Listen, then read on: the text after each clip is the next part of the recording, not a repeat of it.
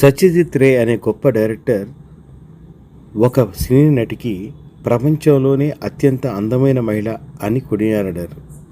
ఆవిడెవరో కాదండి, మన తెలుగు హీరోయిన్. ఒకప్పుడు తెలుగు ఇండస్ట్రీలో చాలా గొప్ప పేరు సంపాదించుకున్న సినీ హీరోయిన్ మన జయప్రద గారు. ఆవిడ ఏప్రిల్ 3 ఇదే రోజున రాజమండ్రిలో జన్మించారు. ఆవిడ సిరిసిరి మూవ, సాగర సంగమం అన్ని చిత్రాల్లో ఆమె గొప్పగా నటించి తెలుగు ప్రేక్షకుల హృదయాలను దోచుకున్న ఒక గొప్ప సినీ నటి. ఆవిడకి జన్మదిన శుభాకాంక్షలు తెలియజేస్తూ, రాజమండ్రిలో లలితారాణిగా ఆమె జన్మించి వెండితెరపై జయప్రదగా వెలిగిపోయారు. The most beautiful face on the Indian screen Jayaprada గారిని అభివర్ణించడం ఆమె సహజ సౌందర్యానికి దక్కిన గొప్ప గౌరవం. కేవలం అందం మాత్రమే కాదు, క్లాసికల్ డ్యాన్స్లో ఆమె ప్రావీణ్యం సిరిసిరి మువ్వ అనే చిత్రం ద్వారా తెలుగు ప్రేక్షకులు తెలుసుకున్నారు.